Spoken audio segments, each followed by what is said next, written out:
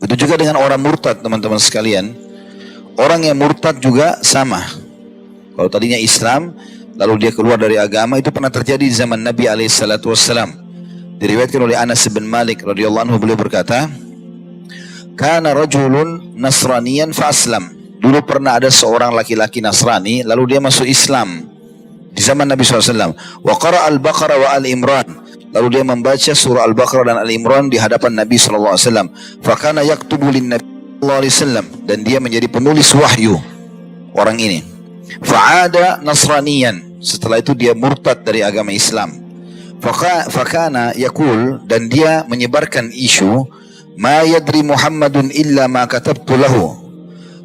Tidak tahu kecuali apa yang aku tulis untuk dia. Jadi maksudnya itu semua dusta saja, gitu kan. Maka fa'amatahu Allahu fadafanuh. Pada saat dia selesai mengucapkan kalimat itu, Allah pun mematikan orang ini. Kemudian teman-temannya orang-orang Nasrani menguburkannya. Fa'asbaha waqad lafadhathul ard. Dan pada saat besok paginya, bumi mengeluarkannya, tidak diterima oleh bumi. Faqalu hadza fi'lu Muhammadin wa ashabihi lamma haraba minhum.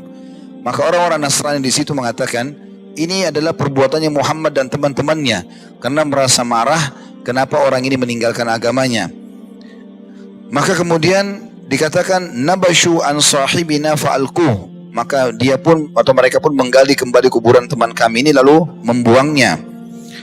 Fahafaru lahu fa'amaku. Maka mereka pun akhirnya menggali kuburan dan mereka sengaja mendalamkannya supaya sulit untuk dijangkau. Fa'asbaha waqad lafadhathul ard. Besok paginya jasadnya orang itu keluar lagi dari kuburan.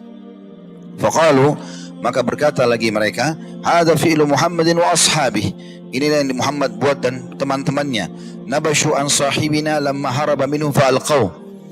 Mereka berusaha untuk menggali dan mengeluarkan jasad teman kami ini pada saat lari dari mereka, maka mereka pun membuangnya. Fahafaru lahu wa a'maku lahu fil ard masata'u. Kemudian mereka pun akhirnya menggali lebih dalam lagi kuburan tersebut semampu mereka, sangat dalam. Kemudian mereka menguburnya. Fa asbaha wa qad lafadhathul ard.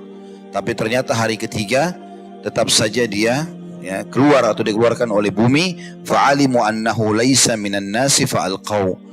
Maka akhirnya mereka sadar ternyata itu bukan perlakuan manusia tapi dari Allah Subhanahu wa taala. Maka akhirnya mereka membiarkan jenazah orang yang murtad tadi ini tergeletak di situ.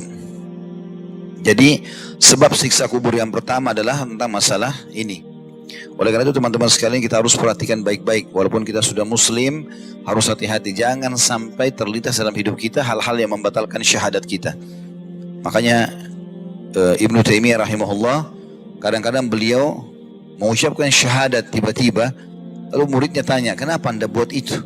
Beliau bilang, saya khawatir jangan sampai ada detik-detik hidup saya yang saya lakukan kekufuran, saya tidak sadar lalu saya mati, maka saya masuklah ke dalam neraka. Makanya kita ada pengulangan syahadat pada saat azan. Sehari kita sholat 5 waktu, selalu muadzin bilang asyhadu an la ilaha illallah wa asyhadu anna muhammadar rasulullah. Lalu kita yang dengar disuruh apa? Ikuti, kan gitu. Berarti kita 5 kali ulangi syahadat kita sehari dari azan saja, belum tasyahud. Asyhadu an la ilaha illallah wa asyhadu anna muhammadar rasulullah, tasyahud. Kalau kita hitung tasyahud kita itu, sholat wajib, sholat sunnah, banyak sekali. Bisa puluhan kali. Belum tahajudnya, belum duhanya, belum sholat qabliyah, sholat ba'diyah, sholat wajib, banyak. Sholat udur, sholat sun, sholat taubat, dan seterusnya. Maka syahadat ini memang sering diulangi. Karena memang dikhawatirkan seseorang bisa kufur. Ya, kita tidak tahu. Dan ini harus hati-hati tentunya teman-teman sekalian. Khusus masalah orang yang murtad, tidak usah dipedulikan.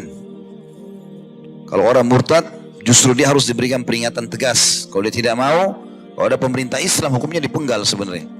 Tapi kalau tidak menerima hukum Islam, kita serahkan kepada pemerintah kita, gitu kan? Mau dipenjara atau mau dibebaskan, itu urusan mereka, nanti tanggung jawab hari kiamat. Tapi dalam Islam tidak bisa main-main karena menolak kebenaran, gitu.